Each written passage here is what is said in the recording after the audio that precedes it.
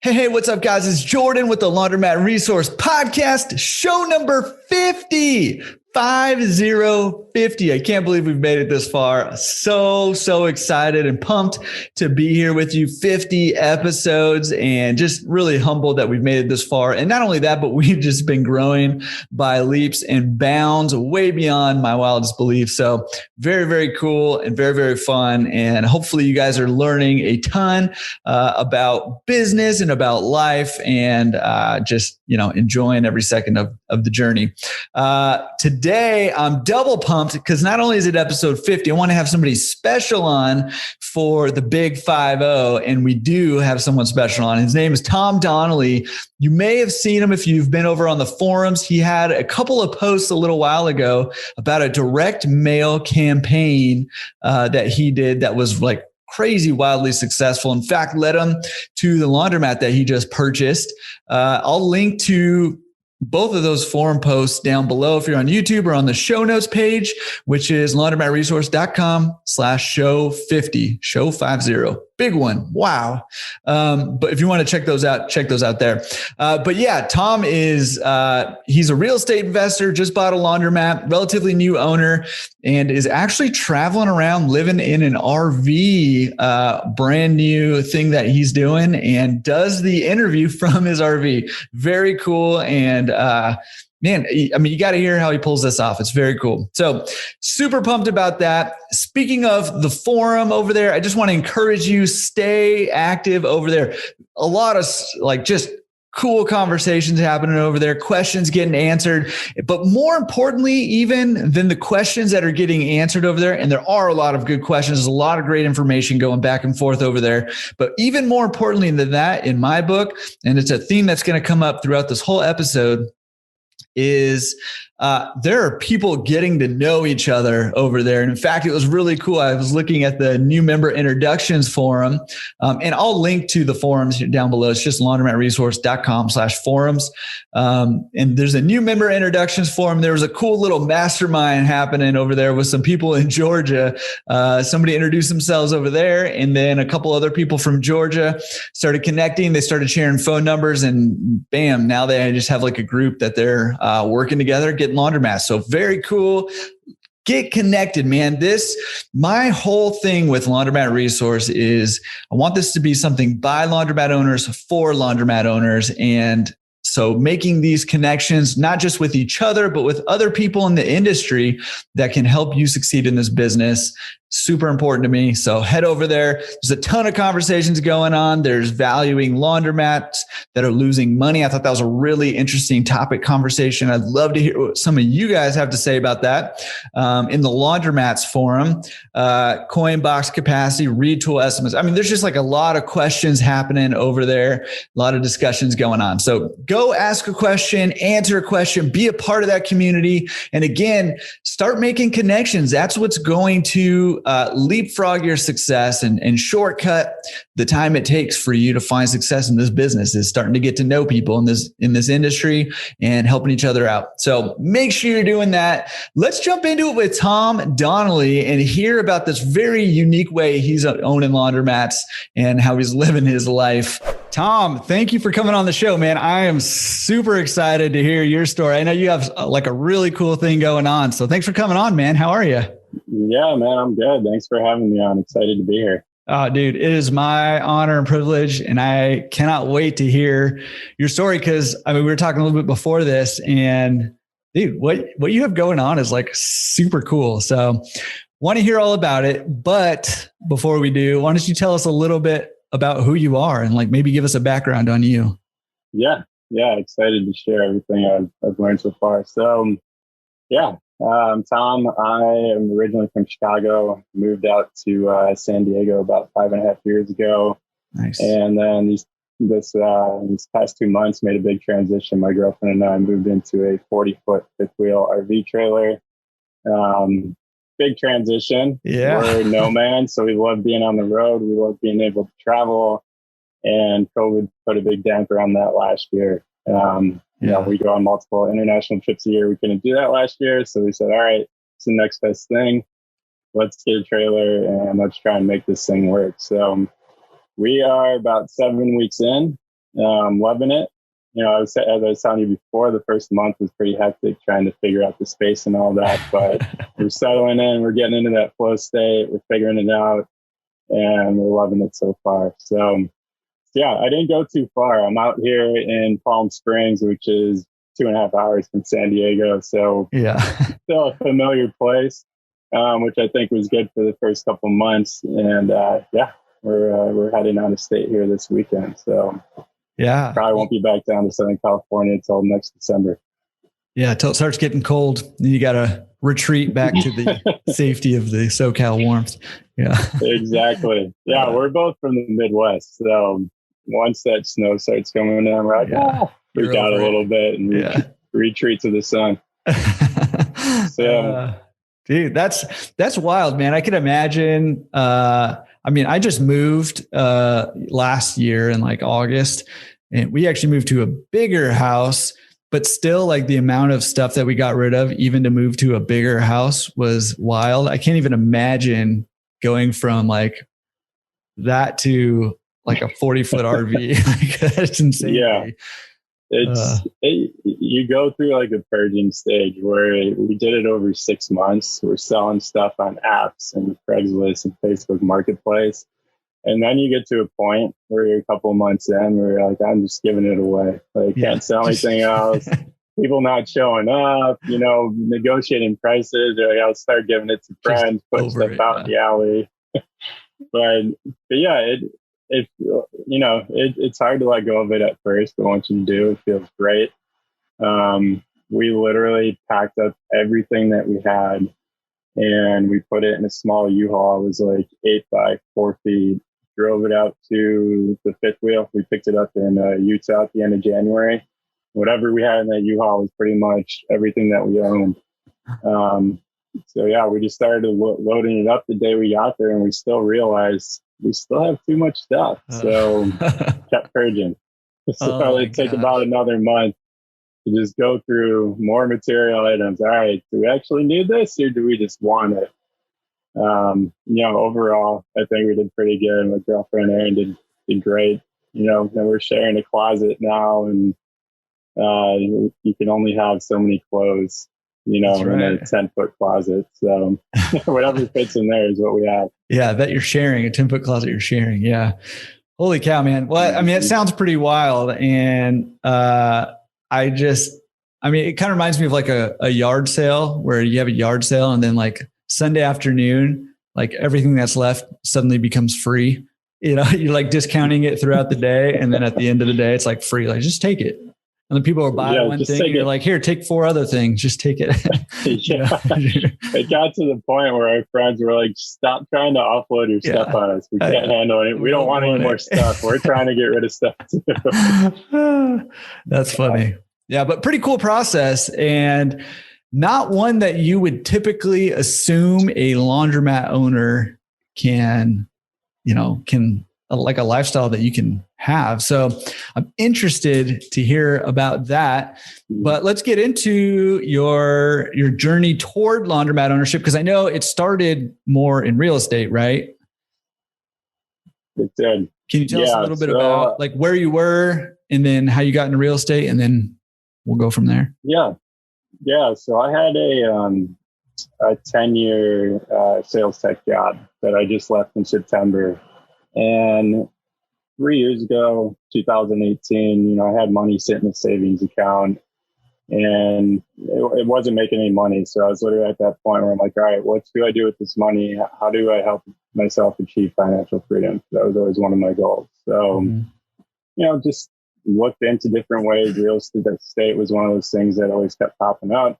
I didn't know much about it. The only experience I had was a condo that I bought with an ex, years before, and we lost money when we sold it in the real estate crash. So I was turned off by it for a couple of years there. But that was just me owning that personal primary property. I didn't know anything about the investment side. So once I started digging into that and learning about it, listening to podcasts, reading books, it's one of those things like most investors, you get addicted to it. And like, why didn't I discover this, 10 years ago? So I went from 2017, I started learning.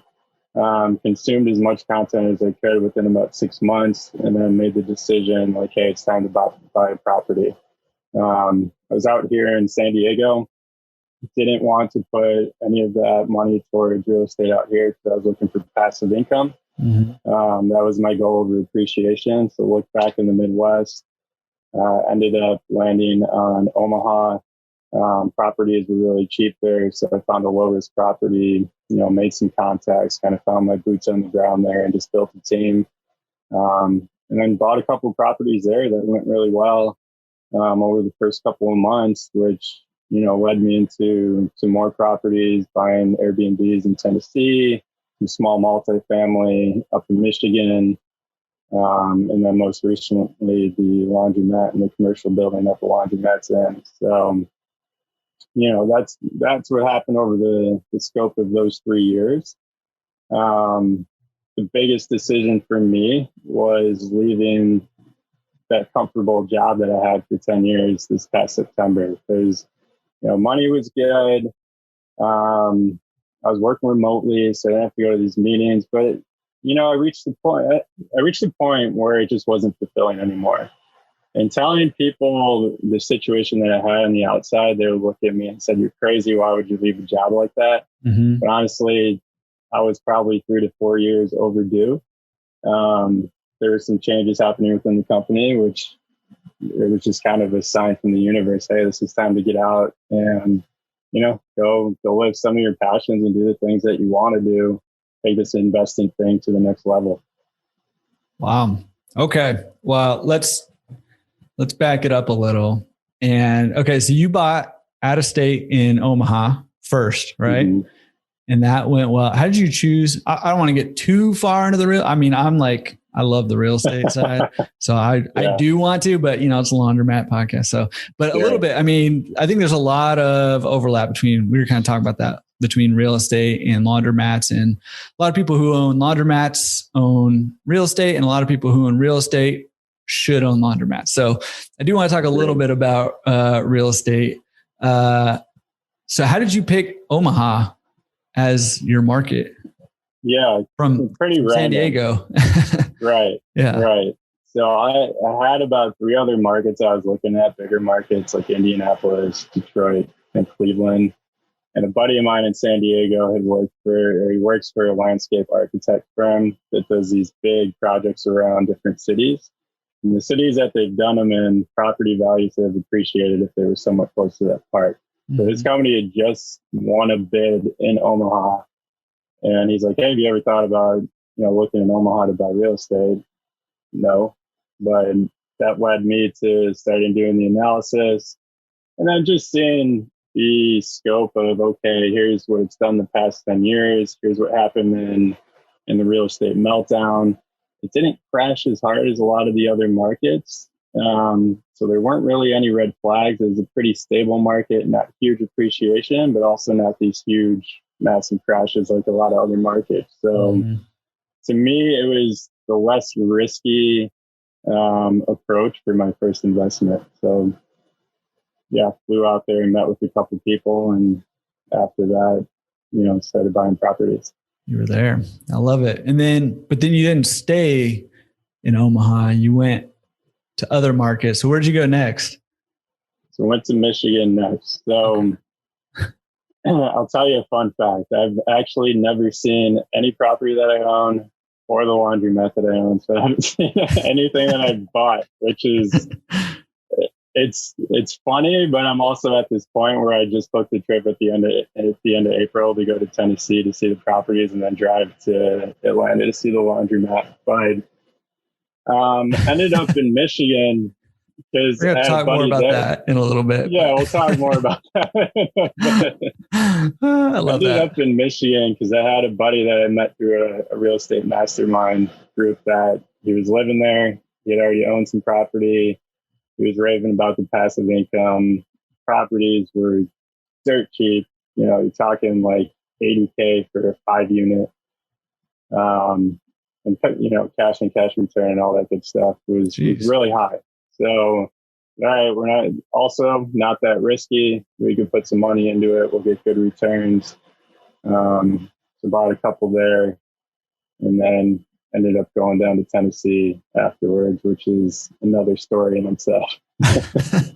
Okay. So basically you decided to go from Omaha to Michigan because you had another buddy who was looking there too. So you guys just decided, okay, well, this worked out okay in Omaha, so let's go to Detroit, basically.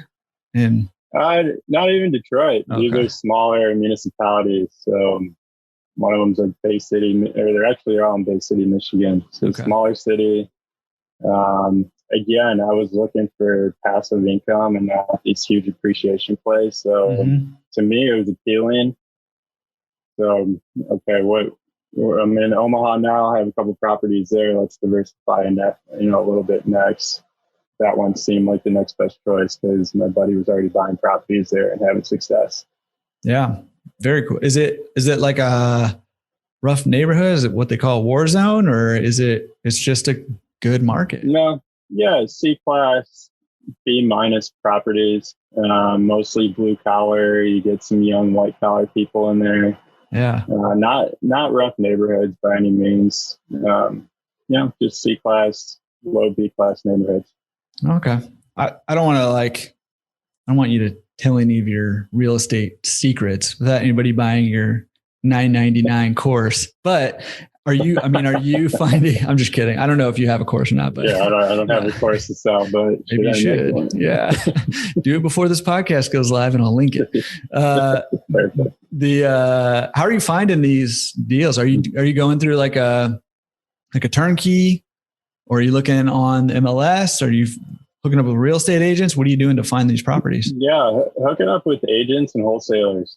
So, and when I decided Omaha, I went on the Bigger Pockets forum. I reached out to about 30 people that were listed as agents.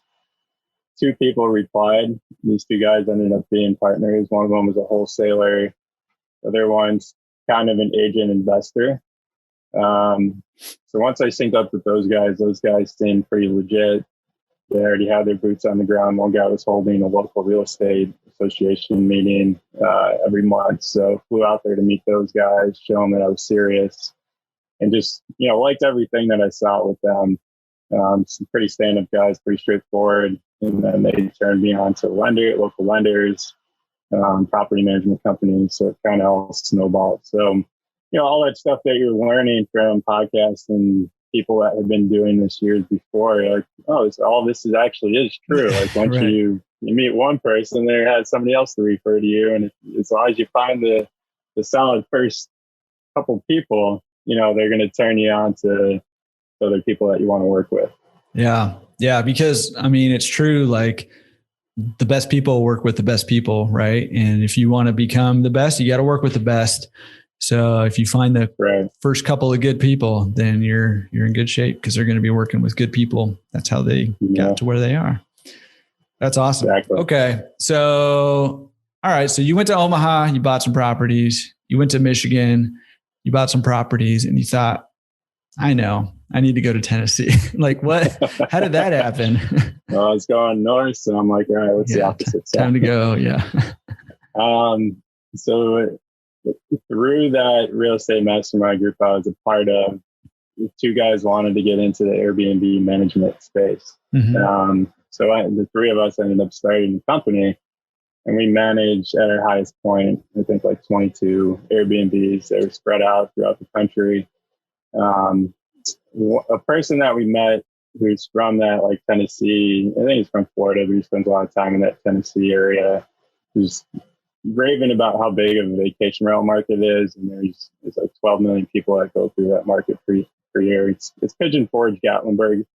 Basically all cabin rentals, and it's within like 8 hours driving.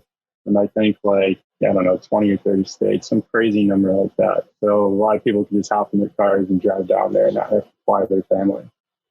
So got turned on to that market, ended up,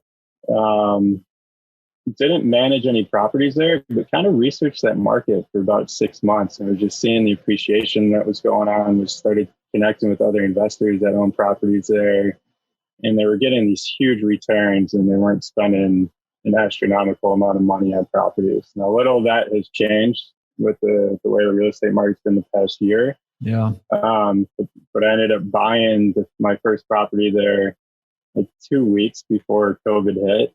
So like my calendar was booked out for 2-3 months.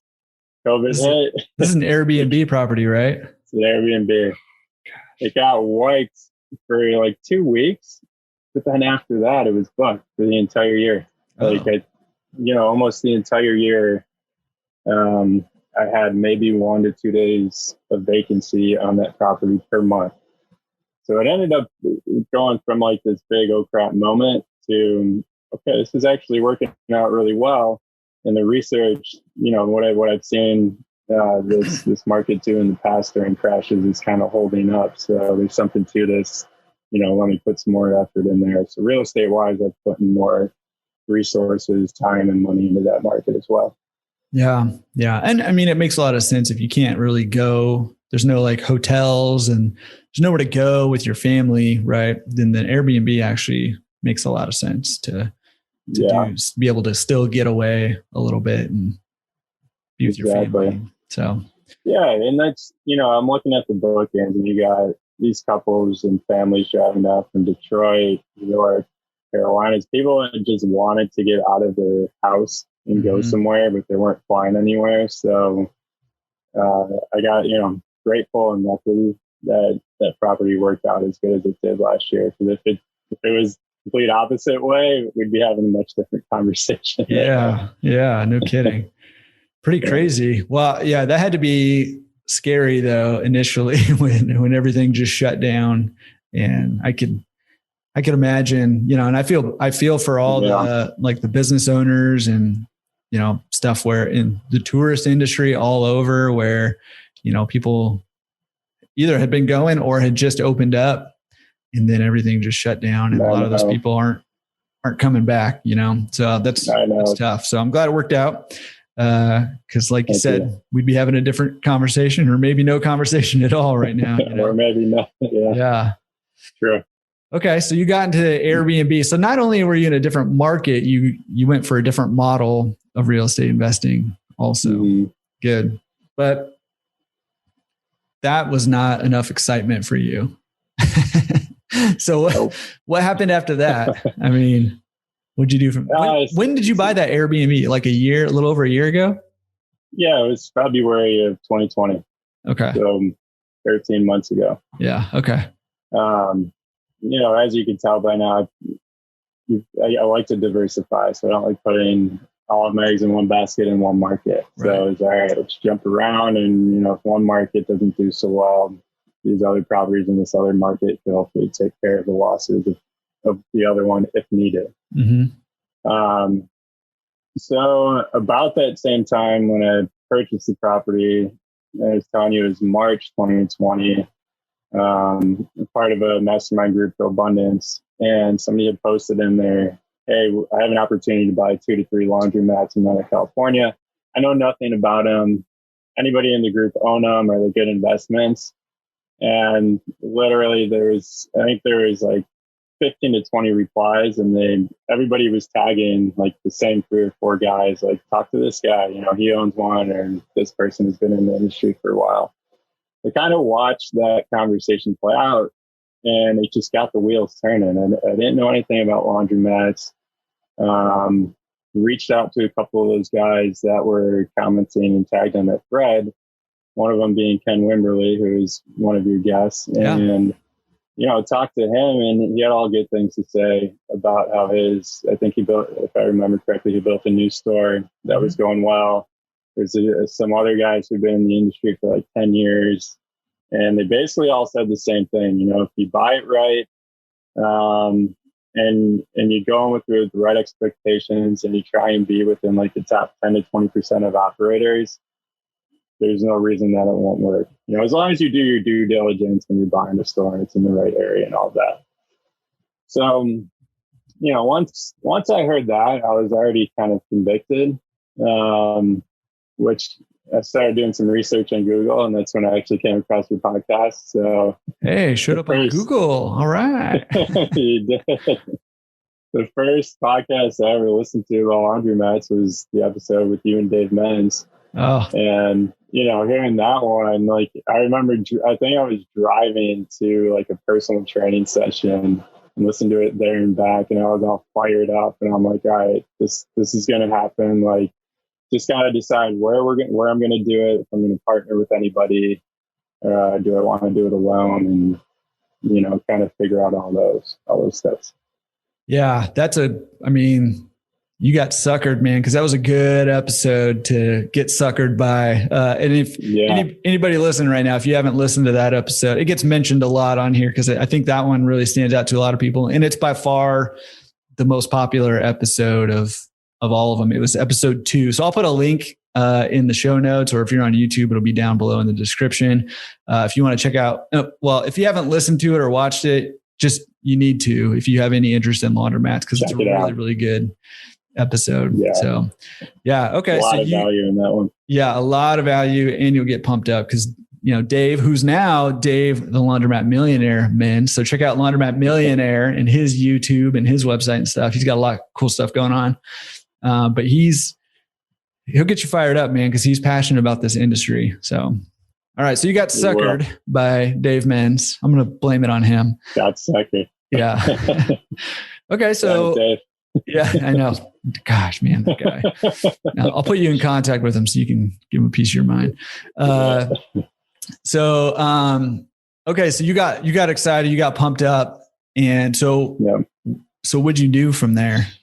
Yeah, I got pumped up and started thinking through it and just writing out ideas and what was realistic. So this was March, we'll call it March of last year, March, April. I had already known by that point I wasn't staying in San Diego and that we were going to hit the road. Mm-hmm. So I kind of scratched San Diego as an option for even buying a laundromat there because we wanted, somebody to be in that town to go check on it if we needed to. So reached out to my buddy Matt, who's the guy that I'm buying real estate with in Michigan, and said, hey, I got a great new investment idea, laundromats. And literally his response was, laundromats? Yeah. I'm like, yep, laundromats. He's like, okay. And just started getting into it. And I'm like, Matt's a great dude. And literally after a day or two of talking to him, I think maybe he did a little research. He's like, all right, I'm in. What are we doing? I'm like, all right, great. Let's start reaching out to the owners in your city. He's in Marquette, Michigan. There's like 5, 6 stores, maybe 7 max.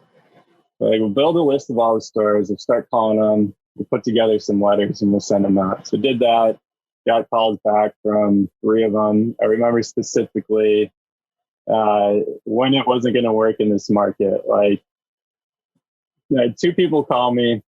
One of the owners wanted $500K for his store. His store was grossing $40K a year with net operating income of like 15 to 20K. So I'm like, dude, okay, like, what a bargain, man. That ROI is incredible. Thanks for the discount. Yeah, seriously. And then had another conversation that was similar to that. And the other people that I talked to just weren't interested in selling yet. So we kind of just planted the seeds, with the hopes of down the road, something will change. So then him and I were kicking off, the wheels are turning now. And we're kind of, okay, what market can we go in? Where do we know other people? So we ended up talking to Todd, who lives down in Atlanta, just north of Atlanta. He's another guy that I met in a real estate mastermind group. So we had all already known each other for a couple of years. Only Matt and I had done the real estate deals together. We haven't worked with Todd, but we've been talking with him. He's buying real estate on his own, also looking to get out of the rat race. So reach out to Todd. He loved the idea right off the bat. He grew up in like Atlanta metro area. So just loves that whole area and everything that the markets have to offer. So I was like, literally, he kind of sold us on that market. And he's like, there's hundreds of laundromats down here. Let's start reaching out to them. I'll have my wife basically build out a list of the ones that are within the proximity of where we want to be and where we actually want to purchase them. So that's how we ended up going down to Atlanta. And, literally within 2 months, it went from just me to me and Matt, and then me, Matt, and Todd. And then we really honed in on that Atlanta market. We said, all right, this is where we're going to make the deal happen. So, one of the things I kind of tell myself when I get into a new industry or investment is I'll give myself like 3 months of good, solid research to either make the conviction or not make the conviction. And then once I make the decision, it's either time to take action or on to the next thing. So it's kind of at that point. We need to pause right there. And if you're listening to this, you need to rewind it about 15 seconds and listen to that again. I can't tell you how many people I do coaching calls with who have been thinking about getting a laundromat and researching laundromats for years, sometimes literally decades, right? And what I love about what you just said is you put a set timeline, do your research. In 3 months, you can learn everything you need to know to be able to get started in laundromats. You can, if you're working at it, put a timeline on it, and then put it to action. If you make a decision and if you're going to go for it, then do it. And if not, then don't do it and look for your next thing. I love that. Yeah. I want to put that on like a t-shirt or a poster or something, because that's amazing. I mean, I love that. It's so good. It's so go listen to that again and pump yourself up. It's going to be great. Put on some Eye of the Tiger when you listen to it. That's right. Yes. Get real pumped up. That's right. I love that. Right. Okay. So, yeah, sorry I interrupted you. Okay, keep going. No. I'm glad that was a valuable nugget. But yeah, that, going back to that, it was like, all right, learn everything you can in 3 months, maybe even sooner. And then it's either time to make the decision to keep moving forward or move on to something else. So we decided to keep moving forward, narrowed it down to Atlanta. We built out the spreadsheet of about, call it 80 stores that we were calling. Most of the time we couldn't get past the employees. There's a couple stores we talked to the owners, they weren't interested. They kind of have this weird perception that you're a telemarketer that you want something from. So, just explain like, hey, it's me and two other investors. We're looking to buy our first laundromat in the area. We buy real estate. We're interested in buying a new store. Didn't get anywhere with that for about a month. Then we said, okay, let's send out some mailers. So, I had never used a mailer system at that point. So I literally did just typed them all out, hand wrote all the envelopes and sent them out. So I don't know, it took maybe 4 or 5 hours in a day. I think the hardest thing was licking all the envelopes and then getting them to the putting stamps on them from the USPS. And within a week, we had people calling us. And out of those 80 mailers, I think maybe 12, 15 people called. Now, given only 3 of those were real leads, we still kind of gained interest from about 15 people. So just seeing that response out of that first mailer, honestly, I didn't expect to get more than 1 to 2 calls, if any calls, because it was our first one. And you never know, right? Like in real estate, markets can be pretty saturated with mailers and ads. Mm-hmm. So I was just taking, what I knew from that. And I'm like, okay, we'll get maybe 1 or 2 calls, maybe none. We'll just do this on a monthly basis. Well, we got all those calls. We ended up getting a laundromat under contract within, I think, maybe 2 weeks after doing that. Once we got into due diligence, we started figuring out the owner was hiding maintenance costs and things weren't adding up, right? Like Todd went there on a Sunday to coin collect, and her husband accidentally coin collected the night before, even though she knew that we were coming that day. So there's a lot of red flags. So after about a month, we're like, all right, we're excited. We have this one under contract, but is it really the best decision? Decided no, so we scrapped it. Moved on to the next lead, which there was 2 other ones. The one which we ended up purchasing ended up being a really good deal. Happy to get into the numbers if you want me to. But this guy lived out on the West Coast. He was in California. He bought this laundromat in 2013. thought it was going to be more passive than it actually was. And the thing, he didn't want to put the money into it to get it to where it needed to be. So this thing was kind of being run into the ground, but still making a decent amount of revenue. So, we get to talking to him, wants to sell the thing within a couple of months. So we get into the details. Okay, how much revenue is it making? How old are the machines? Machines were, some of them were like 40 or 50 years old, which is absolutely crazy. Maintenance costs were $1,000, $1,500 a month just for machine repairs.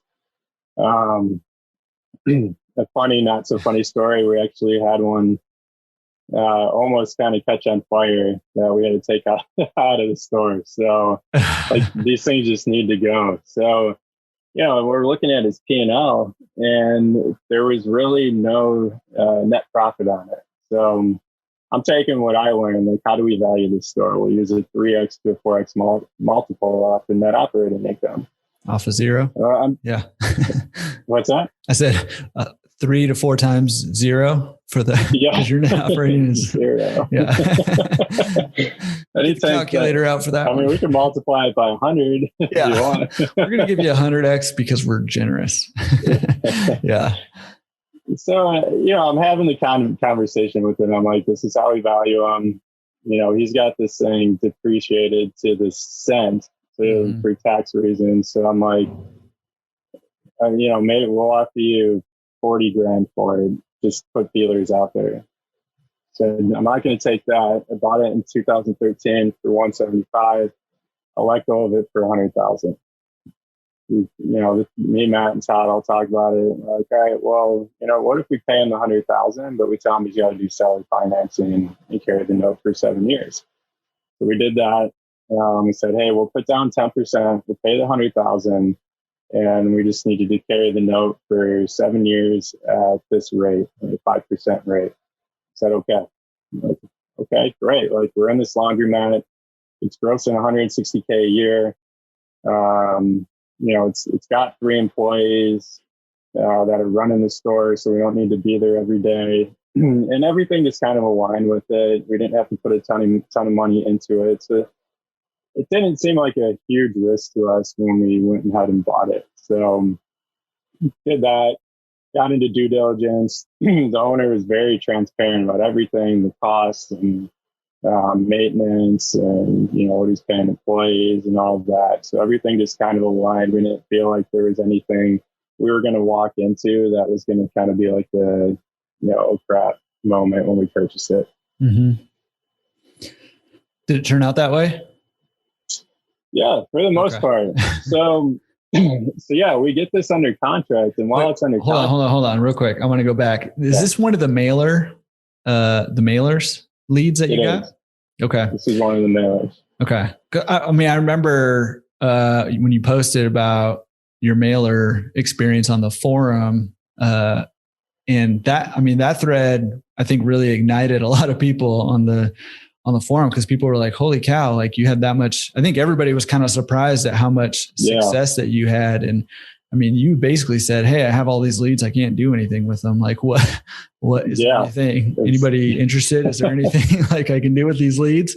I remember that. And like people were pretty excited about that. So, okay. Yeah. So this is one of those. How did you get the addresses for the mailers, out of curiosity? We just sent them to the laundromat. Okay. So we didn't actually pull the owner's mailers. So on the envelopes, I wrote to the owner of, and then the address. So that way it would keep a lot of the employees from opening it up and throwing it away. Right. Yeah. Smart. Okay. So you kind of negotiated the seller finance deal, which is awesome. You only had to do 10% down, which is awesome. But you have these older machines now, right?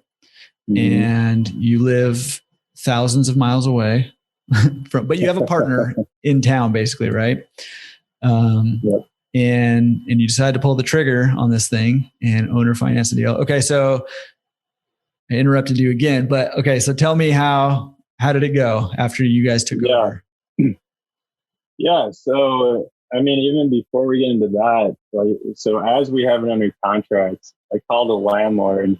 And I say, hey, we want to get this thing on a 10-year lease with 2 5-year options. And he was running it at about $1,000 a month. which was a good $500 to $800 under market rent, if not more.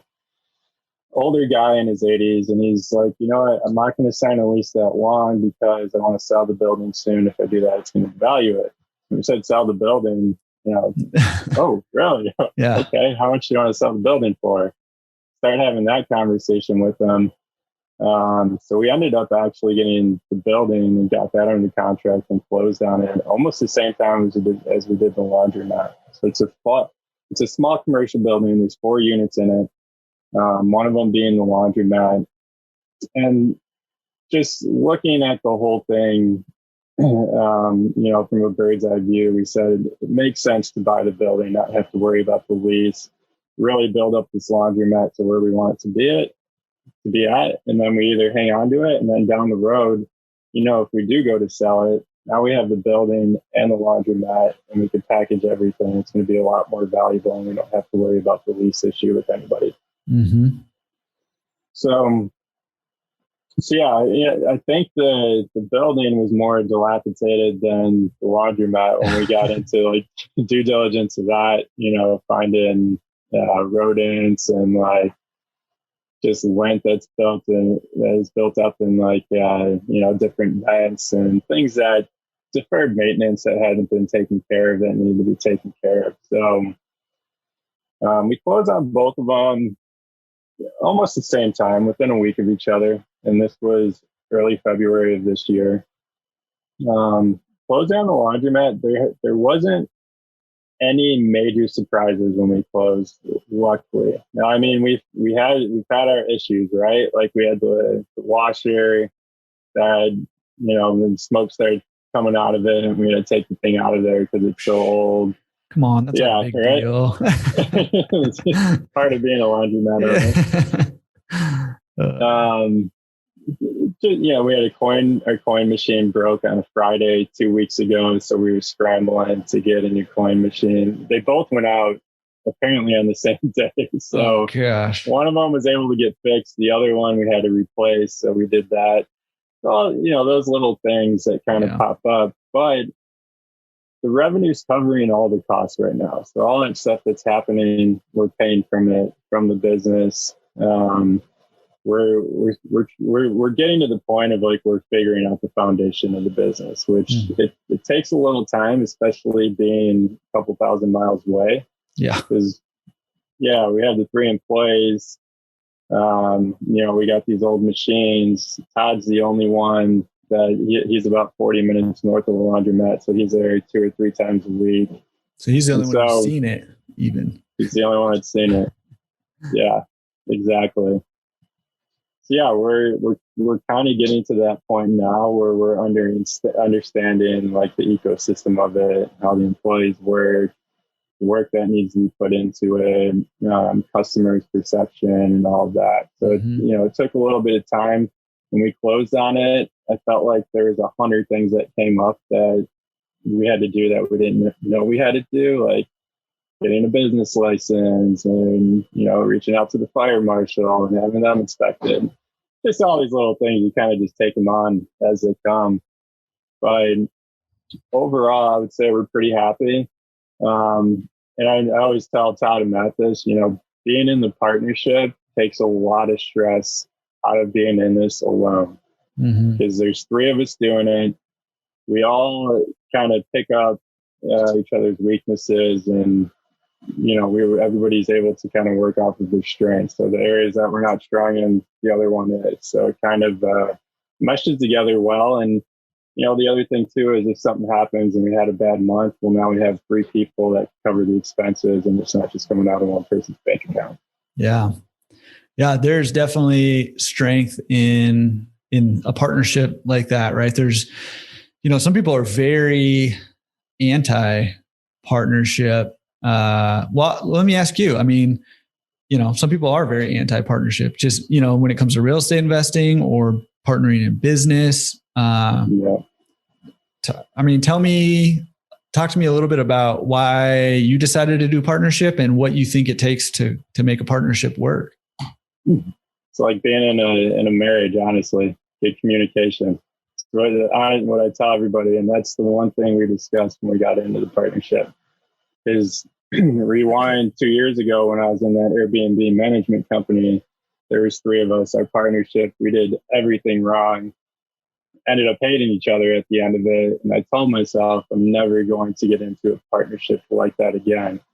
But, you know, as I was doing that, I learned a lot from that. And I learned to not overlook certain things and put the blinders on if you're going to partner with somebody. So if you are going to partner with somebody, I would say make sure it's somebody that you trust. Don't overlook any of the red flags. Make sure that person can communicate well with you. You know, the three of us, we're all very growth minded. So the fact that we could go from talking about laundromats to family life to, you know, what's our happiness index this week, it just all meshes together really well. Now, if one of us wasn't in that same mindset and they were just focused just on the money part or, you know, something else, maybe it wouldn't work out so well. So yeah, I would say make sure you really get to know the person that you're going to go into a partnership with, and don't put the blinders on, you know, and try and convince yourself that it's a good idea if you really know it's not. Yeah, I think that's really good advice. But I also like that you said that you were in a partnership that did not go well and that ended badly. But like you took that lesson and, you know, even though you initially were like, I'm never doing that again, you decided to put that lesson to use, right? And that's it's similar to my situation with laundromats, actually, where I bought this laundromat. It was a horrible experience. I still have pain, you know, from my first laundromat experience, and that I'm still dealing with, you know, all these years later. But, you know, I got to a point where I was like, well, I can either, you know, call it quits and never do it again, or, you know, these lessons I paid a lot of financial money for and also emotional, you know, capital spent on these lessons, you know, to get this wisdom, I can put that to use and help me further, you know, what I'm trying to do, help me grow more. And, you know, I love that you did that. And, you know, it's probably too soon to tell how this one is going to go, but I'm guessing that it's going to go much better than your last one because you decided to take those lessons and apply them and, you know, approach this partnership a little bit different. So I love that. I love that. And that is very growth mindset, abundance mindset, if you will. Abundance. Yeah. Find the silver lining in everything, right? Yeah. So there's a lesson to be learned even in the time when you're like, why is this happening? This sucks. Yeah. I mean, looking back on it, there's a lesson there. Yeah. A lot of times you got to wait till you kind of weather that storm to learn the lesson, but it's there. Yeah. If you're looking for it, you'll find it eventually. But, you know, when you're in the middle of the turmoil, it's tough. It's tough. Yeah. Okay, cool. So sorry to take the partnership detour, but I think that's a really important one because a lot of people are looking for different ways, looking for creative ways, right, to get into this business. Maybe they don't have as much capital, or maybe they have capital, but they don't have a lot of time. And we see people on both ends of that spectrum all the time. And so partnerships can be a really good way to alleviate those, you know, whatever you're lacking, whether it's time and effort and energy or knowledge or money, whatever it is that you're lacking, partnership can alleviate that. But like you said, it's important to approach a partnership like a marriage, like it's going to be that serious, because it is like it's a commitment that you're making to each other. So I love that. Love it. Okay. So you guys are pretty new into this laundromat journey here. You know, you're just like a couple months in here. Have you guys talked about what your plans are with this laundromat? So right now it's running basically how it was when you bought it, right? Minus that washer that tried to burn your whole place down. Yeah, we lost the washer. Yeah. Rest in peace, washer. Yeah, rest in peace. Or in pieces. Yeah, or in pieces. Yeah. So yeah, right when we bought it, we knew it needed new machines. So we've been getting quotes from different people, or different distributors, I should say. And, everything that I've heard about distributors being a wealth of knowledge, like all of that's really held true. I feel like when you find a good one, they kind of seem like they put your best interest first. I haven't really talked to any, but been like super pushy, and I'm trying to buy machines to put more machines in areas, that could convert. So yeah, we've gotten a couple quotes. We actually have a call tonight. We have our team call at 5:30 Pacific time every Wednesday. And this morning we were texting. We said, hey, tonight's the night we decide which distributor we're going with and that we're buying new machines. So we're actually going to replace everything. I'm open about the cost too. Like the cost for machines, we're probably going to spend $280 to $300K. 37 new machines, 24 new washers, 13 new dryers. Now the distributors we're talking to, we're probably going to go with, I think Dexter is what we're going to go with. As long as like we look good to them on paper, they'll do pretty much 100% of the financing. Mm-hmm. I think at most we have to come out of pocket. I think they said probably 10%, but we're hoping to get 100% of the finance. So it is a little scary to put in that much money into a new store, but the way I'm trying to look at this is like, okay, if we were going to build out a new store, we're kind of going into it not knowing anything outside of the research that we've done. So we already have this concept that's working. It's already bringing in revenue. All the complaints that we get online are about machines not working, and everything just seems to kind of lead to us needing new machines and that kind of turning around the store. So we're probably going to place that order by the end of the week. I think they're backed up until July, so we probably won't get those new machines till July. And then once we get that, I'm kind of like our marketing and sales guy. So put up a Google, or working on the Google My Business page, responding to reviews. We're going to do some marketing. Actually put up a post on the CLA about, because our store is kind of hidden from the main street, and I was like, hey, we have this hidden store. What's a good way to get it out there? And the responses you get are hilarious because they're all over the place. Some people are just like, online presence, that's all you need. And there's another guy, he's like, I put a hot air balloon on mine that just said laundry and wash on it. And he's like, the response rate I got out of it was fantastic. But then I had to take it down because I was violating code, and the city came and shut it down. Ask for forgiveness, not permission. Of course, that's exactly when they fine you, but yeah. So our goal is like, we'll get new machines. We're going to redo the floor. Going to work on building out the wash, dry, fold. We already have that. We think we should be able to triple that. So I'll start calling, some commercial accounts like restaurants, caterers, even like high schools for people coming to wash uniforms. I haven't done any of that yet, but we'll see where it goes. There might be something there. We'll do that. We'll do some online marketing and just keep trying to build up as much foot traffic and awareness as we can, into the store once we get it. Yeah. Yeah. I like that. What factors were you guys considering when you guys were talking about the getting new machines and what distributor to go with? What were you guys looking for? Are you looking mostly at the machines? Are you looking mostly at the distributor? What factors were you considering? Financing? There's a lot of all the above, honestly. At first there was a distributor. And since we're new to this, making sure that nobody was trying to pull wool over our eyes and charge us a lot higher than we should be. Mm-hmm.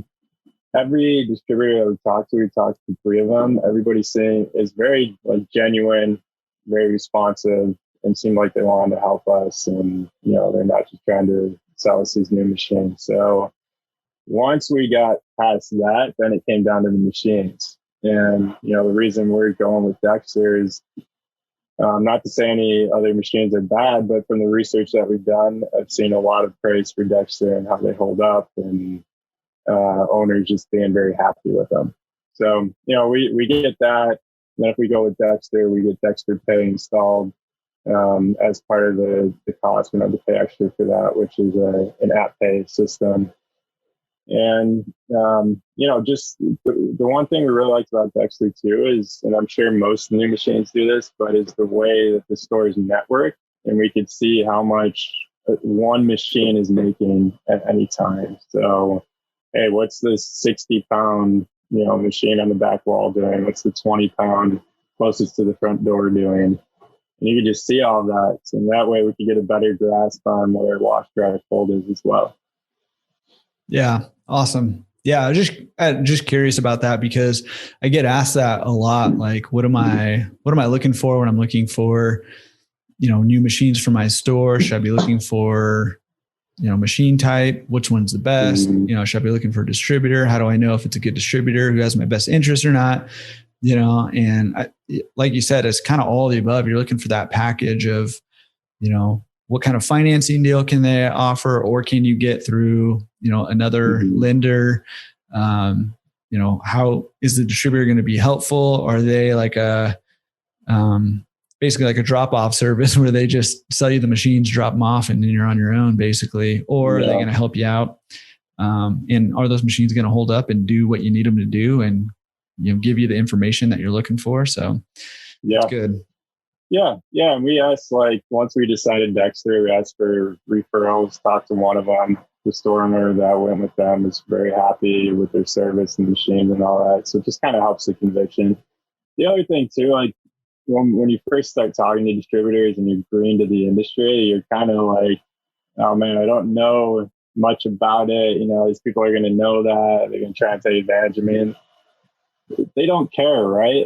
They're there to help you if they're a good distributor and somebody that wants to see your business grow. So once you get over that fear and let them know, hey, it's the first one, the first quote I've ever got, go to the store, give us a complete remodel and drop of what you think we should do. And then let's get on a Zoom call and, me, the two other partners, and you talk about it, what our different options are, and just kind of talk through it. Yeah. Yeah. I think that's really good advice. And, I think what you said is important because I think a lot of people do feel like, should I pretend like I know what I'm talking about, even if I don't? Well, first of all, they're going to know pretty quick. If they've been around for a little while, then they'll know. But second of all, almost all laundromat owners are first-time buyers. There are obviously multi-store owners, but almost all of them are first-time buyers, right? Mm-hmm. Even the multi-store owners were first-time buyers at some point. And so that's who distributors are used to working with, right? Is people buying machines for the first time. So don't be afraid of that.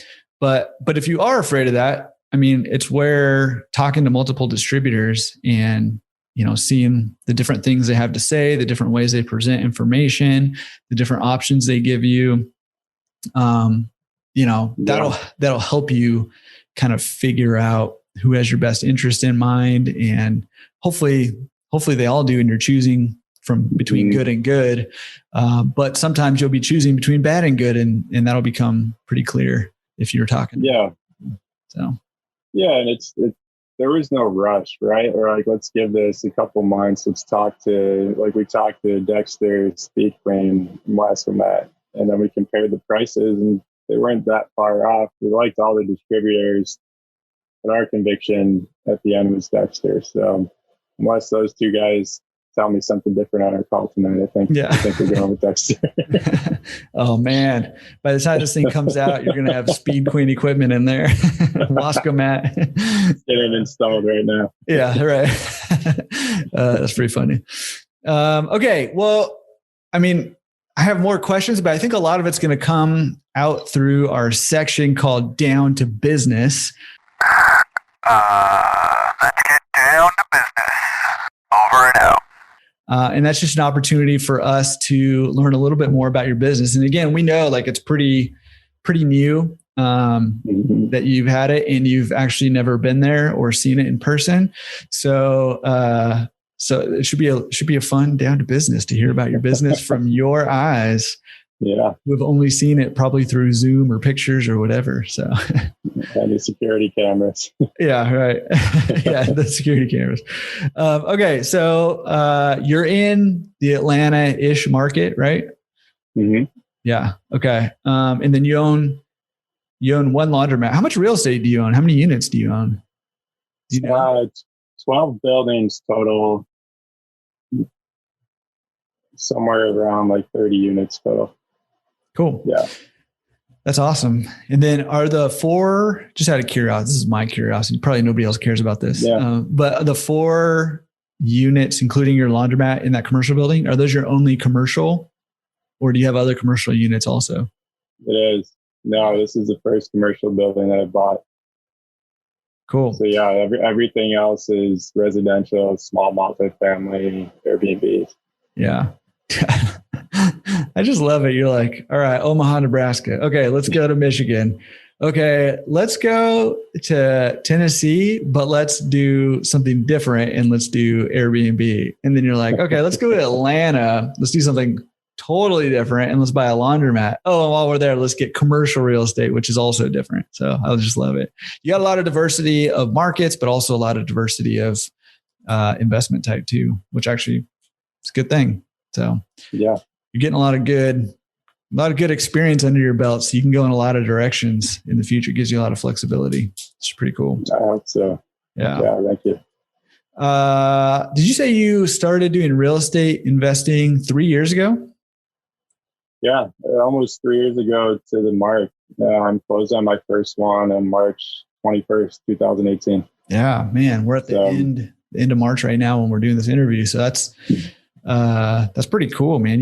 You've covered a lot of ground in 3 years. It's pretty awesome. Yeah, thanks, man. Honestly, like with the partnerships, and the one thing I always tell myself, and I heard this from, I think somebody famous, was like, never be the smartest guy in the room, right? Mm-hmm. So like if you could constantly partner or be in these groups with people that are challenging your thoughts, your decisions, holding you accountable for things, it takes your level of success to a level at a faster rate, I personally think, than if you're trying to do it on your own.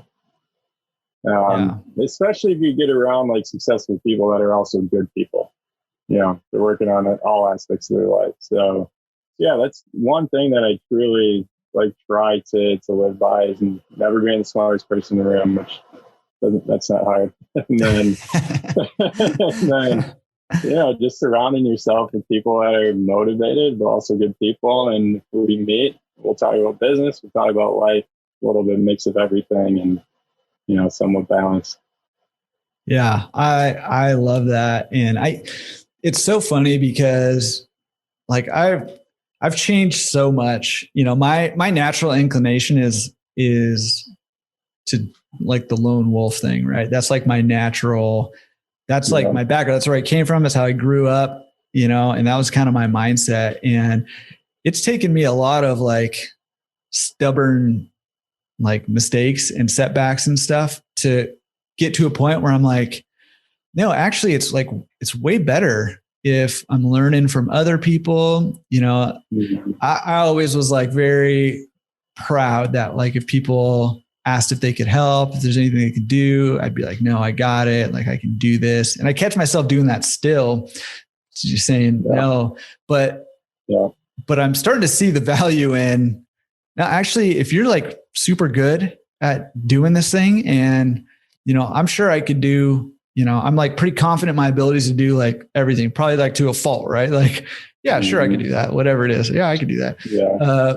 But letting people who are experts in whatever it is, do their thing or give you advice about their thing or help guide you about their thing is going to get you farther faster than if you try to figure it out yourself. And that was one of my big lessons buying my first laundromat, where I essentially tried to figure it out myself and didn't go over so well.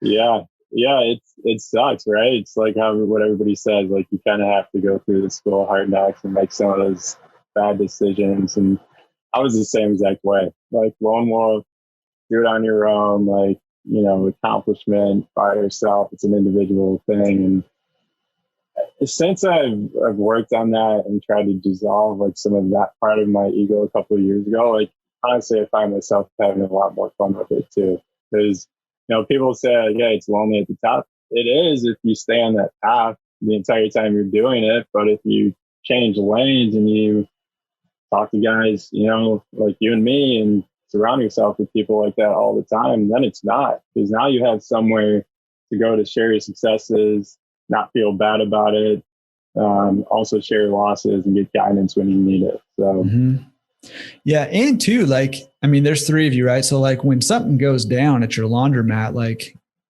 a machine's catching on fire or whatever, or you're trying to make a big decision, like, do we invest $300,000 in new machines? Right now, all of a sudden, you're not making that decision on your own, using your own experience and your own wisdom. You're tapping into your partner's experience and their wisdom and their observations and their research and all that. And you're making a collective decision, together. And when you're leaning on, experienced owners and you're talking to them, or you're listening to the podcast, or you're reading on the forums, or whatever you're doing, it just it's way better. Like it's so much better. Yeah, agreed.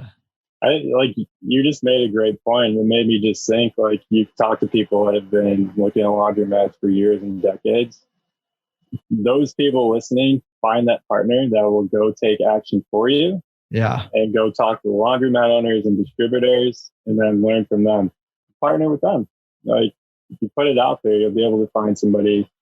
And if you can't get past that fear of, doing the unknown, then find somebody that will and partner with them. And you'll learn a lot more doing that in a couple of months than, another year of reading books, listening to podcasts, reading forums. Right. Yeah. I love that. Going right back to your, set a time period to do your research, and then commit to making a decision one way or another, at that point in time, and then start taking action, whether that's taking action in researching a different topic or taking action and making it happen. I love that.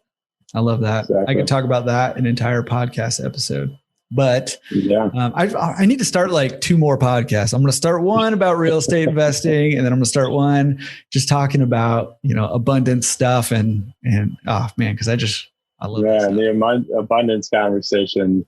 We should have an episode on that whenever you're ready. I'd love to get into that, dude. We'll do it. Yeah, we'll do it. Okay. And I just think that is such a needed conversation to have in our industry. And I think there's more and more of us who are catching that vision in our industry. But for so long, we've not had an abundance mentality in our industry. We've had a very, very closed off mentality. We've not shared information. We've not shared stories with each other. In fact, we haven't even wanted other people to know about our industry, kind of guarded our whole industry as a secret, for a long time. And frankly, it's probably why our industry is kind of behind the times a little bit here. We're trying to catch up now, but we're behind the times, and it's, I think, largely because of that. So we will do, you and I, and maybe we'll invite 1 or 2 other people. We can have a conversation about that. That'd be a lot of fun. I would love to, man. All right. I'm ready when you are. You heard it here first, people. You heard it here first. We're doing it. Look forward to that one. That'll be awesome. Okay. Okay. So I don't even know if but how much does it cost to do laundry out in the Atlanta area at your laundromat?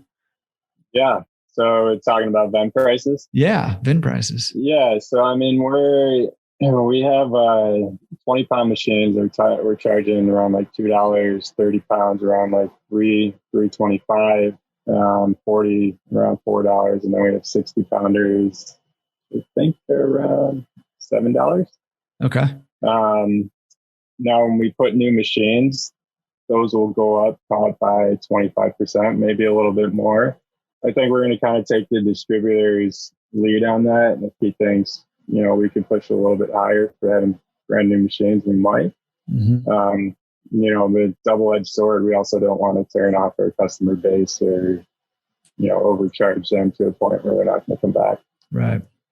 Yeah. Yeah. Finding that balance is tricky, but it's an important balance to find. And putting in new machines is a great opportunity to set those prices, right, from the get-go. And because, one of our struggles, I hear it all the time from owners, in our industry, one of our struggles for the majority, I think, of the industry is raising prices and knowing how and when to do that. And I love Kent Wales a couple episodes ago shared he looks at his prices and plans to raise at least something 2 times every year, which is like, whoa, like that was like a big eye-opening, thought for me to look at. And now I don't think he's raising his entire store twice a year, but maybe certain machines or, he's checking out the data and seeing where he wants to put people. And I like the idea of having that schedule, where 2 times a year, I'm going to look at my prices and see if I need to raise them somewhere. But yeah, I think it's smart. Yeah. Raise those prices when you get the new machines in and start it off on the right foot. Yeah, exactly. And like we're putting the energy and the effort into it with the money, like putting new seating in, new vending, new flooring, possibly new, drop tile ceiling. So like as we're redoing all of that, just building a better community around it. It's a higher quality store now, right? We're going to be washing clothes at a higher quality. So we have to charge a little bit more than we were before. Yeah. You're not going to pay off your $300,000 loan breaking even every month. So a loan might keep me up at night for a couple months, but we're going to do it. Yeah. I mean, it is. It is. With the technology now, though, like you get a dashboard with these machines and you can figure out when your slow hours are. You can set different discounts, from 2 to 4 on a Monday if you want to, all doing that online. Then you have to be in the store. So having the control to do a lot of that with some of it just gives you a lot more peace of mind. The other thing we're talking to the distributor about too is doing like 6 months of interest only payments. So, for people listening too, I try and do that on all my real estate deals too. Like always push the lender and say, hey, can I do 6 to 12 months interest only? And while I'm building up that foot traffic, building in, having more revenue come in. So that way it takes your payment, in our case, from being $4,000 a month down to $1,500 a month for 6 months. Yeah, that's huge. And that gives you the ability to kind of ramp up, like you were saying, like ramp up that business to be able to cover that loan payment, because it won't happen, right away. Right. It's that if you build it, they will come mentality where, it would be awesome, but the word has to get out and people have to kind of come check it out. And so that's where the marketing comes in and all that. So it does take a little time to ramp up, but it will happen. Yeah. What do you, if again, it's pretty young into your journey here, but do you have any sense of turns per day, what you guys are doing? Yeah. So according to our employees, we're doing about 3 turns per day. On the weekends, a little bit more than that, but right now I think industry standard is like 3 or 4, and we're sitting at about 3. Our busiest days are Friday, Saturday, Sunday, as I would imagine most laundromats are. Yeah, so that's pretty typical. Yeah, that it goes back to the machines, because we keep having to fix all these machines and people going in there and there's not a working dryer or washer. And looking at our reviews and store reviews from other laundromats, I swear all the bad ones that I see are about broken machines. Like if you have all your machines running and they're doing their job, people seem to be pretty happy. Yep. Yeah. And I think people don't like that slot machine aspect where they're like, they put their money in and they're not sure if they're actually going to get a wash or not, because, is the machine going to work? Is it not going to work? Like, exactly. The suspense in that sense is not fun for them. So. It's not the type of suspense you want. Yeah, exactly. Okay. And are you doing full coin? Well, you'll do the Dexter Live app, right? When you get those in, if you go with Dexter. Yeah, if Speed Queen's not being installed right now. Right. Yeah. So right now they're all coin, but we'll install a Dexter Live, Dexter Pay, and start building up that app pay business. I've heard, talking to different owners, I've heard anywhere from like 13% to 40% of their business is app pay. So I don't know if maybe that depends on what area you're in, but I like the idea of having it there. And I think over time that concept gets more popular, within all stores and all demographics. Yeah. Well, awesome, man. Well, how much time are you spending right now on this business? Are you spending much time on it? I mean, I don't know exactly what you would be doing other than like prepping maybe for the marketing stuff. What are you watching the live cameras? Yeah, right. That can suck a lot of your time up. It can. What's going on right now? Yeah. Honestly, working just on the store itself, an hour, 2 hours per week. But, talking to partners and like deciding all these other things, talking to distributors and all that, I would say call it 3 to 5 hours, maybe 6 hours a week. Yeah. But we're also at that point too, where like it's really exciting for us. So, okay, like we put in the new machines, like we're going to do marketing and sales. You don't have to do that, but that's something we want to do because we want to see how much we can get out of the store. So yeah, we're doing that. And then we actually started another letter campaign last week. So on to trying to find the next one. On to the next one already. I love it. You catch that laundromat fever and are you looking in the same market? Same area. Are you moving to Europe or something? What's happening? Yeah, you know what? We've been in Atlanta for like 2 months. So I should probably go to like Florida or something. Yeah, exactly. No, same market. We have a good thing going on there. So our goal there is if everything goes as planned and these stores keep working out, maybe have a portfolio of 3 to 5 stores, and then hire an operator, or we could remove Todd, our one partner, and then just have somebody that's going around in the stores and operating them. Nice. I like that. Sweet. Yeah. Well, we have a section called Secret Sauce. And that is, what's a piece of advice you have for existing owners that might help them improve their businesses from your vast experience so far? Yeah, I don't have a ton of experience owning the store yet. So I think my value more comes in for the people that are listening, getting trying to get that first store. Like pro tips. Going back to set that timeline, how much, what's your learning timeline, set that cap, and then start taking action and build out your action list timeline. Like for us, once we start taking action, it's the first 2 months, call stores. We don't have any leads by then we put together a mailing campaign. Mailing campaign was going to be more consistent. We were going to do that monthly since we ended up buying one from the first campaign. We put that on hold and we just launched, our second letter last week. So just get out there and take action, right? Like small action steps literally every day just gets you so far. And there was a quote I had on my computer for a long time, and it said, ordinary things done consistently over time produce extraordinary results. Just a reminder, right? Like you don't have to get to that end level tomorrow or next year, but if you keep making these small daily actions toward your goal, you're going to get there. So whatever it is, calling a distributor, signing up for CLA, start reaching out to laundromat owners, even if you don't want to buy theirs, tell them that you're interested in buying a store. Start talking to them and just start getting a feel for the industry and what you're going to deal with. Go walk through stores. I mean, there's so much you can do before you even make the decision to buy one. That would be my advice.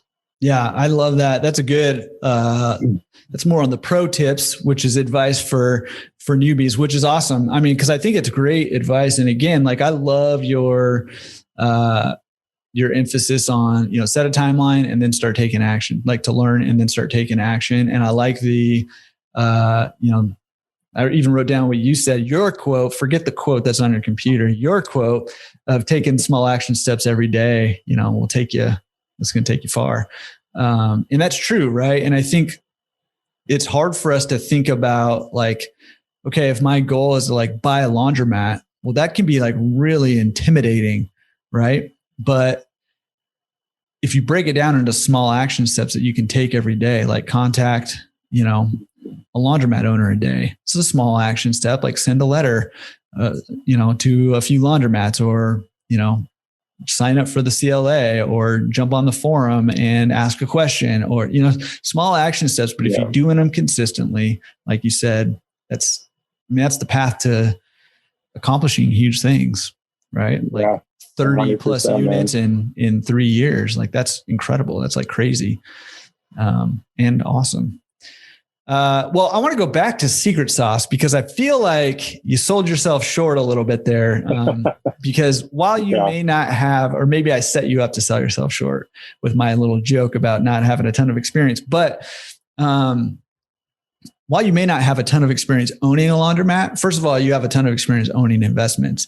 But I really think that for you, a big part of your secret sauce, like it's a theme that's run all throughout your whole story, is, having like your whole not being the smartest person in the room, networking. One of the I've mentioned him on the podcast before. One of the guys I love to listen to is Dan Sullivan, from Strategic Coach. And one of the things that he always says is think who, not how. And actually, I think he just came out with the book, Who, Not How, which I haven't read, but I will read because I love what he says. But, the basic concept of it is like, hey, I want to get into laundromats, and it's not, don't think, okay, how can I do that? Think who can help me make that happen.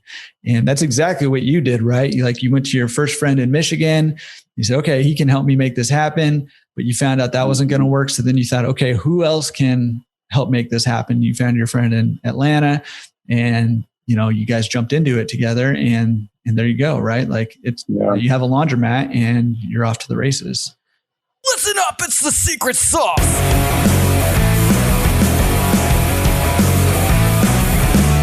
Yeah. I'm problem solution solving, right? Like, and somebody's laid out the model before you. It's like one thing I've realized, you're not recreating the wheel or doing something that hasn't been done. So find the successful people that are doing it, model them, and start taking action. I mean, I think I told you, like, I picked up or listened to your podcast last May. And that was the first time I listened to a laundromat podcast, or that was kind of the first time I started learning about laundromats. And I mean, here we are, not even a year later, and we're looking to purchase our second one. It's not like we didn't do anything special, right? We're just following the steps that you take to achieve your goals and get to where you want to go. And here you are, the pinnacle of your life on the Laundromat Resource Podcast. There's nowhere to go but down from here for you. I know. And so you're going to have to grapple with that after this is over. I don't know. No, but seriously, I mean, that's what it is, right? Like, I love hearing that, because like I said, I talk to a lot of people who, will listen to the podcast for years, or who will research, or who will engage on the forums, or who will read, or who will watch YouTube videos, and never end up owning a laundromat or a real estate investment, or whatever it is that they're, that they're into. And that's not really to fault them, because it is scary, right? Like that first step, that's a scary step to take. But I love what you said earlier, where you said, if you're too afraid to take that first step, find someone else who isn't afraid to do it and partner with them, and just, borrow their courage basically, and take that step. But that's the whole problem solution thing. Problem solution. There's a problem, just find a solution to it, right? Like, we couldn't buy one in Michigan, so on to the next market. And, one other thing to note too about the letters, like people that are afraid to call stores, if you send out letters, those people that reach out to you are reaching out to you for a reason. So you're not making a cold call. And I think that could help a lot of people get over that kind of first fear by reaching out to approach somebody to buy their store. If you do send out letters, that person contacts you, there's some kind of interest there. They want to know what can this person offer me, or, what angle are they taking? So have the conversation with them. They're most likely going to be somewhat welcoming if they're reaching out to you. Yeah. Yeah, that's great. And the same is true. Like if you pop into a laundromat, just drop a letter off, whether you talk to somebody there or not. I encourage you, like, just drop a letter off with them and introduce yourself and let them know what you're looking for and that you're interested. Yeah. You never know what comes your way. I mean, like, think about it. If somebody reached out to you or me, like looking at this from a year ago, like, yeah, you're nervous calling that first store. But if somebody called me, and I'm sure you, and said, hey, I'm looking to buy my first laundromat, I'd actually be very interested in, like, hey, what made you call my store? Like, how far along in the process are you? Yeah. And, like, even if you're not going to sell your store to them, probably give them a couple good tips. Absolutely. Yeah. And I found the same, goes both ways, actually. And if you, one of the things that makes it easier, I found for a lot of my coaching clients to reach out is come with a message that, hey, I'm interested in buying, but also have something to give too. So like if they're not interested in buying, say, okay, yeah, no problem. Let me know if you become interested down the line, because I'm looking, just remember me. And here's something that I found valuable. For me, it's easy. I'll mention my podcast or my website or whatever, the forums. And you can do that too. But it could be whatever, something that you feel like might be valuable for that owner. And then all of a sudden it's not like hey, I'm trying to get something from you. It's like, hey, I have something to give to you too. So if you're not interested in selling, no worries. Check out this article, or check out this podcast episode, or check out this video that might help you, with your business. And that way it feels a little more like, mutual. It's abundance mindset right there. Exactly. That is a very good point. Yeah. All right. We have another section called recommended resources. You got any resources you might recommend to help people grow their business or just themselves personally? Yeah. So, I mean, for the laundromat business, like I said, first podcast I listened to was yours. I'm going to plug your podcast on your podcast. That's what I'm talking about. Appreciate that. Good looking out right there. I got you, man. The CLA, the Coin Laundry Association, like, I was hesitant to pay the $300 to sign up for it. And I can't tell you how many times a week I'm on there. I post about once a month, like asking about marketing, asking about machines, anything. And I mean, you get all types of response from all different types of owners all over the country, which is awesome. It's just a cool forum you could go on and see what other people are doing for, how they're growing their wash, dry, fold business, or they're having issues with customers, how to raise reviews. The CLA has been a huge resource for us. And then for the growth mindset, I said I was in the Go Abundance Mastermind group. For people that don't know what that is, I mean, it's an entrepreneurship, accountability, networking group that's growth minded in all aspects of life, right? Like, a lot of guys that join that have already figured out the finance vertical of their life, but they haven't figured out the relationship, the spiritual contribution, giving back. So just becoming a more well-rounded person. I've been a part of that group since 2019. And, it's one of those things, just surrounding yourself with the right people helps keep you in the right mindset all the time, and challenges you and helps you grow. So, yeah, I was telling you beforehand, I'm super jealous that you're in Go Abundance, because I got my eyes set on that. So I'm working on it. Come on, man, let's go. I know. I got to get in there. So that's, you already did the research. So once I've done, I know. In fact, I've already made the decision. Like, I'm in. I have some other decision makers to pull along, with me. So that's where I'm at with that one. So it's a process. I'll get there. But now it's out there, so you can hold me accountable to that. Speaking of holding people accountable, I'm gonna check back in with you. Yeah, right. I know. I love that.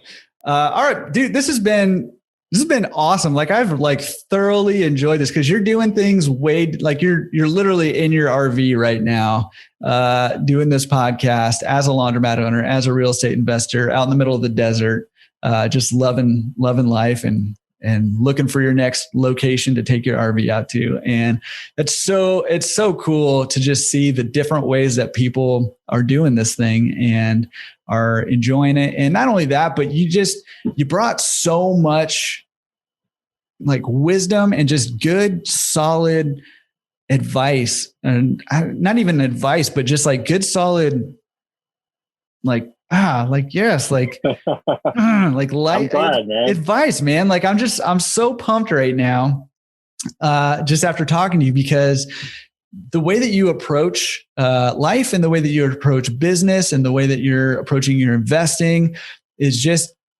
I think that's what a lot of us are striving for, right? It's like we want that freedom that comes with, having the financial side taken care of, for one, but also just having a mindset that allows that freedom, right? If you don't have that abundance mindset, it's really hard to get the freedom that we're all looking for. And I just love, all the things that you shared and how you got there. What I love about it is that it's things that we can all do, right? It's like nothing, not in a bad way, but nothing special about you that you did different that other people 100%. Can't do. This is duplicatable. I was like trying to speak it out with you. Anyways, I appreciate you saying that. Like I do. I hope I added some value, honestly, like tons. Love giving back whenever I can. And well, you're going to regret saying that. What if people want to get a hold of you and maybe ask you some questions, or maybe want to hitch a ride with you in your RV or whatever? Is there a good way for them to get a hold of you? There is. So our Instagram handle, it's me and Erin, my girlfriend, is My Nomad Pad. Nice. MYNOMADPAD. And then you can reach out to me via email, literally at any time. Thomas, THOMAS, middle initial is P as in Paul, and then Donnelly, DONNELLY 84@gmail. So yeah, don't be afraid to reach out. That's I've realized that's the best way for people to reach out, and then we can just set up a time to talk, or I'm happy to share the letter that I'm sending out in Atlanta, or just give any value that I can.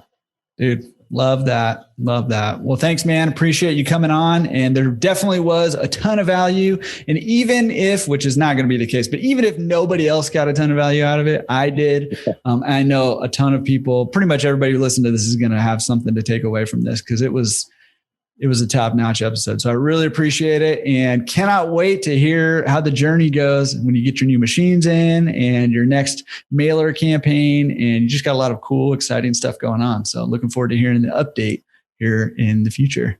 Appreciate it, man. Awesome, man. Yeah, thanks for having me on. It was a pleasure. Anytime. All right, we'll talk to you again soon. All right, what a super, super cool episode that was. I mean, Tom it's like that whole lifestyle design thing, right? He is designing the life that he wants. He's living it, and he's investing in a way that allows him to live life the way that he wants to live it. So he's truly designing his lifestyle.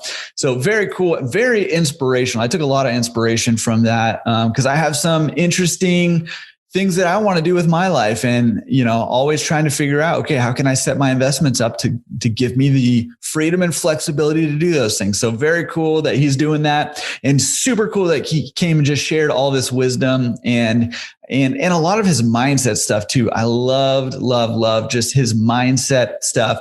Now, every week I encourage you, take one thing that you can take from this podcast and put it into action, because we can learn and listen and watch videos and read all we want, and we could learn a bunch of book knowledge stuff, but if we're not putting it into action, it's not going to get us where we want to go, right? So pick one thing, put it into action. For me this week, the one thing that I'm going to just take away and try to put into action, I absolutely loved his concept of, he says, I give myself a set number of time to do my research, and then I make a decision, and then I take action. And I just love that formula. And I think I would benefit from doing that, not just my laundromats, my business stuff, but in a whole bunch of areas of my life, really, where I can kind of tend to drag my feet. And I just love, hey, okay, I got 2 weeks to, do what I need to do, or 3 months, or whatever the case may be. And then I need to make a decision. And then once I've made a decision, I need to take action on that decision, keep things moving forward. Love that. Absolutely loved it. All right. Hope you gained a ton from the 50th episode of the Laundromat Resource Podcast. Cannot wait to see you next week for number 51, where we start the back half of our first century of podcasts. All right. All right, guys. We'll see you next week on the Laundromat Resource Podcast. This is Jordan. Peace.